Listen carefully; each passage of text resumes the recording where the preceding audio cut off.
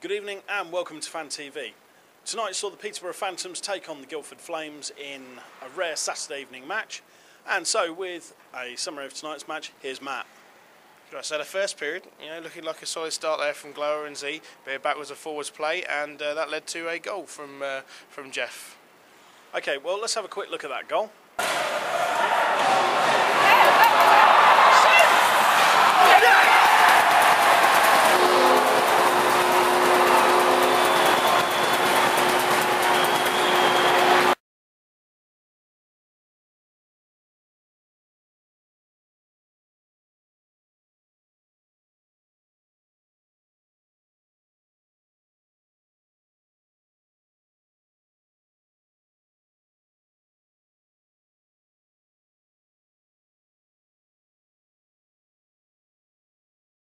That's right. We'll do this bit. Okay. So yeah, and Flames then coming back very quickly then with 4 unanswered goals, which kind of killed it a little bit there. Nice to see that the Phantoms fought back as well, and literally, when Sladek managed to stand up for his team after Guildford scored their 4th goal, and really stood up to Andrew Sharp quite nicely, put him down on the ice, and I think that worked a treat for Phantoms. It definitely did a lot more than any timeout could have done there, Dan. It was Sladek managing to get the takedown, and I think Andrew Sharp's looking for a bit of revenge there in future.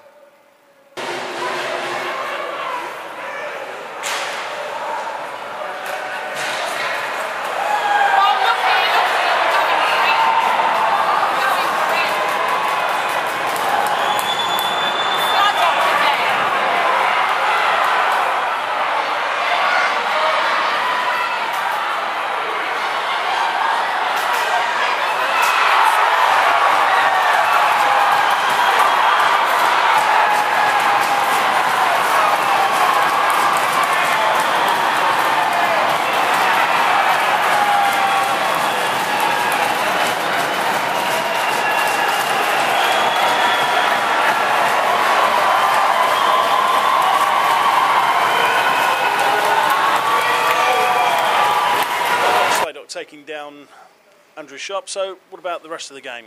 Yeah, so the second period, it was a 1-1. It was a 1-1 period really in the second period. Flames scoring right off from the off, and then Carlin coming back and scoring with just 4 minutes remaining in the period. But Phantoms shooting the puck quite a lot. Sadly, not many of them going in the goal. But really, looking at the scoreline, it was 5-2 at the end of the second, but it was really only a 1-1 period at that point. Moving on to the third period, though, you got Curtis Hooper popping up and scoring after 10 minutes at the midpoint of the period.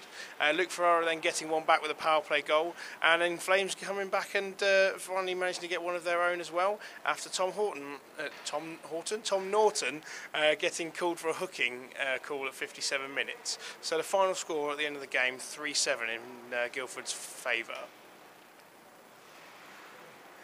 We spoke to Jamie Line and man of the match, Luke Ferreira, after the game. Jamie Line, quite an energetic game for you tonight as well? Yeah, just try and get my legs going and try and do something in the first couple of shifts and that, but tonight just didn't start quick enough and that. In the second and third we picked it up, but not in the first period. Are you finding that the crowd's getting quite well behind you as well here? Yeah, you can hear them and that. It's a good crowd here and that as well, especially when we get them going and that, they get louder, so we feed off of them, so it's good. Excellent. Now it's obviously quite tough playing against a team like Guildford, but kind of putting in the physical side as well. How do you feel then, like physically? Yeah, I feel good and that, like throwing the body around against them time teams, like they don't like it, they think they just can't get hit and that, but then you just come and do a job against them and that, and just puts them on their back feet and we go from there really. Now, obviously, you had guys like Hook and County out there again tonight, working a little bit of magic. How's it playing alongside guys like that? Oh, they're great to play with. They're full of energy and that. They just make things easy for you. They're just 100% forward and that. Like, they're great kids. Right, are you looking forward to tomorrow night's game in Telford as well? Yeah, it should be good. Their first home game and that. So, yeah, it'll be good. Good job. Yeah. Jamie, thanks very much for speaking to us. Good luck tomorrow night. So, man of the match, Luke Ferreira. How do you feel that went tonight? We played. I think we started to play better in the second and third, but we just came out slow in the first and got punished, and it was too much to come back. But a good team effort to come back, but we got to do better for the first 20. True. Now, Guildford are a tough side to play against. I don't think there's any doubt in that. How do you feel that it was, physically against the guys? They didn't play as physical as they usually do. They were hungry today because I think they'd lost the last 4 or 5, and they needed to come back and get a win. And they did what they needed to do. And to be fair, we needed to win at home, but we didn't do it tonight.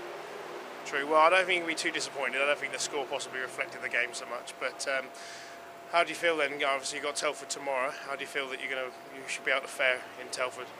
I think it'll be another tough game because that's the first home game they've had all year, so they'll be raring to go. But I think it may be a case of weather the storm for a bit, and then we should get a win. I noticed as well out there tonight that some of the lines getting mixed around as well. Was that obviously something that had been kind of just trying some new things? Yeah, I think it's just trying to get something going. I mean, we were a bit flat to start off with, so mix a few guys around and try and get some momentum going. Just try and change it up. A nice little laser of a wrist shot goal for you as well then, Luke. Yeah, I know, it was about time as well. So, I mean, I was due one, and luckily I got it, but a bit too late, but oh well. Well done tonight though, Luke, and good luck tomorrow as well. Okay, thank you. Cheers. Okay, that was Jamie Lyne and Luke Ferreira. Really, I suppose in summary, you've got to say the first period killed the game with those 4 unanswered goals. Oh yeah, definitely. It's obviously a hole to get out of, and it's a huge one as well to be able to fight your way back from. But really, when you look at it, the second and the third period, that was where the game really was. And when you look at it that way, it was a 2-3 game. Absolutely.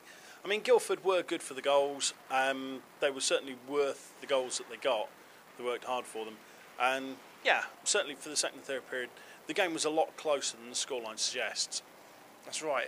They had both teams I think played a really good game.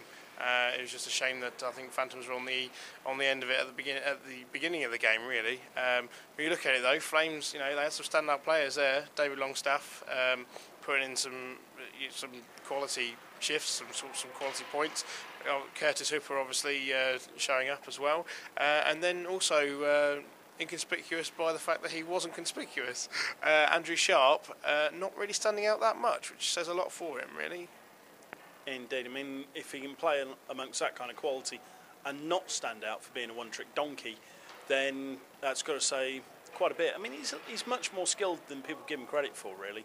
Oh yeah, definitely. He obviously shows it out there. He didn't do everything excellently. He wasn't stand out, but he was. He didn't stand out for being an idiot, for being not able to keep up with the play either. So, yeah, very good there, I thought, from him. Indeed. Well, I mean, the Phantoms had their own share of standouts. I mean, we spoke to Jamie Lyne earlier, and he was a constant threat all the way through the game. I mean, some of the runs he pulled off tonight were absolutely fantastic.